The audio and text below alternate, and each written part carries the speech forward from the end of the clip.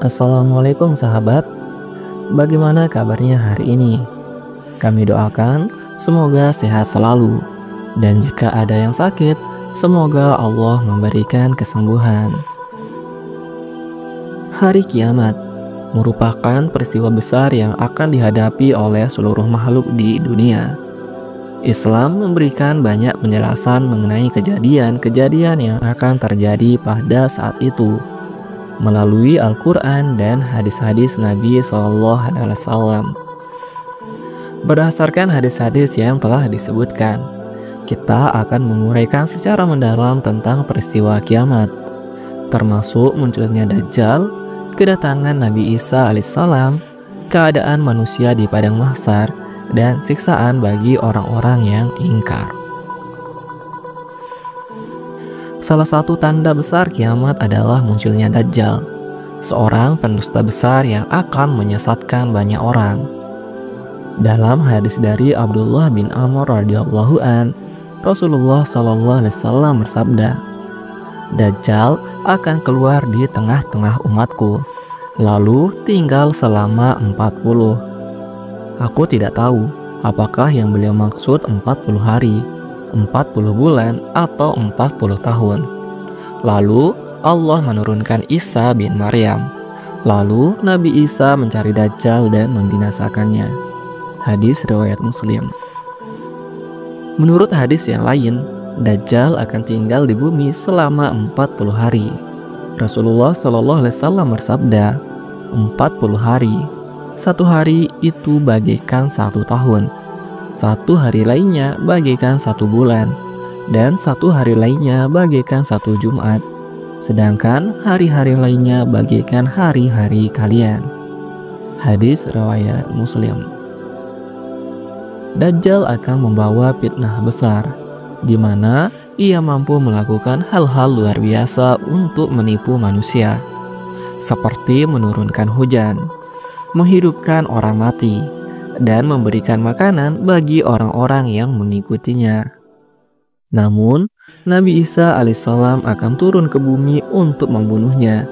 Dan setelah itu, umat manusia akan hidup dalam keadaan damai selama 7 tahun tanpa ada permusuhan di antara mereka. Namun, masa damai ini tidak berlangsung selamanya. Setelahnya, Allah akan mengirimkan angin dingin dari arah Syam yang akan mencabut nyawa setiap orang yang masih memiliki iman, sekecil biji sawi pun. Mereka yang tersisa hanyalah manusia-manusia paling jahat, yang digambarkan dalam hadis sebagai mereka yang cepatnya seperti burung dan akalnya seperti binatang buas. Para ulama menjelaskan bahwa yang dimaksud dengan cepatnya seperti burung adalah betapa cepatnya mereka dalam berbuat keburukan. Sedangkan akalnya seperti binatang buas, berarti mereka tidak mengenal norma dan hukum, serta bertindak sewenang-wenang tanpa memperhitungkan akibatnya. Setelah kehidupan manusia yang penuh kezaliman itu, datanglah peristiwa yang paling dahsyat. Ditiupnya sangkakala oleh malaikat Israfil alaihissalam. Rasulullah SAW bersabda, "Kemudian ditiuplah sangkakala, maka setiap orang yang mendengarnya pasti memiringkan sisi telinganya dan menaikkan sisi yang lain," yang artinya mati terkapar. Orang pertama yang mendengar suara tiupan sangkakala adalah seorang laki-laki yang sedang memperbaiki kolam tempat minum untanya. Suara ini akan menghancurkan seluruh kehidupan di bumi. Gunung-gunung akan hancur, laut akan meluap, dan langit akan terbelah. Semua makhluk hidup akan mati, kecuali yang dikehendaki oleh Allah.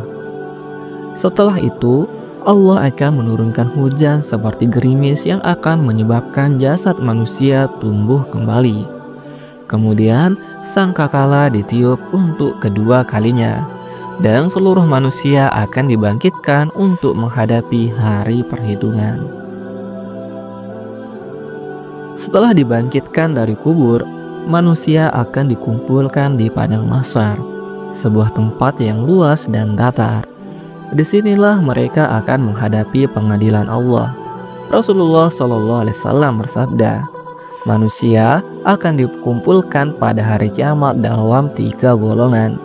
Satu golongan berjalan kaki, satu golongan naik kendaraan, dan satu golongan berjalan dengan bertumpu pada wajah mereka. Salah seorang sahabat bertanya, bagaimana mungkin seseorang berjalan dengan wajahnya?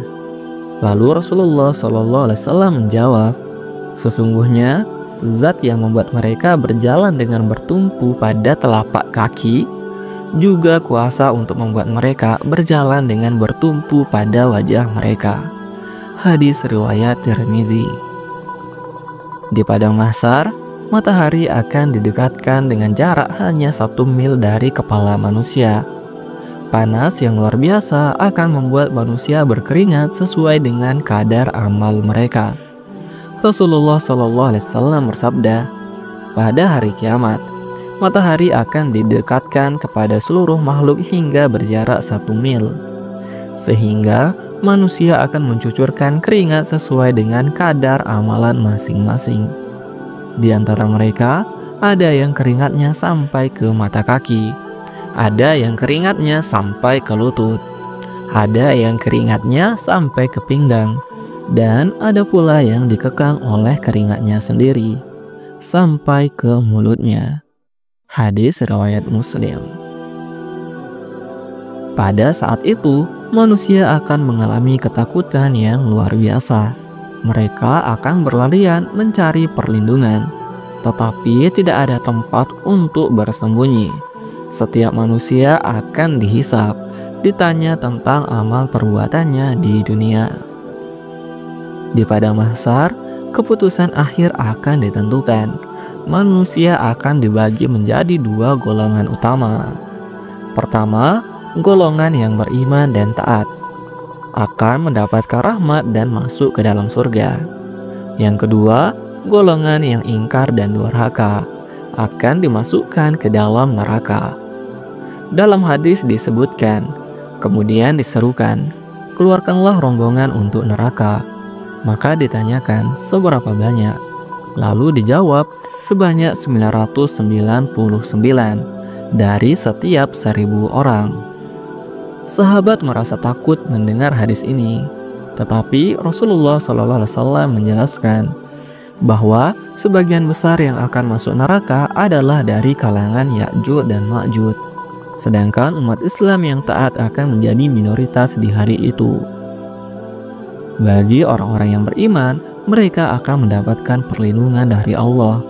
Sebaliknya, bagi orang-orang yang ingkar, mereka akan menghadapi kegelapan dan kesengsaraan yang tidak terbayangkan. Hari kiamat adalah peristiwa besar yang pasti terjadi, sebagaimana dijelaskan dalam hadis-hadis sahih. Dari kemunculan Dajjal, kedatangan Nabi Isa alaihissalam, hingga kehancuran dunia, semuanya telah dijelaskan dengan detail oleh Rasulullah. Setelah kebangkitan manusia di padang mahsyar, mereka akan dihisab dan ditentukan nasibnya, apakah masuk surga atau neraka. Bagi orang yang beriman, penting untuk selalu meningkatkan ketakwaan kepada Allah dan mempersiapkan diri menghadapi hari itu. Sebab, sebagaimana yang telah disebutkan dalam hadis, hanya mereka yang memiliki iman yang akan selamat dan mendapatkan tempat di surga.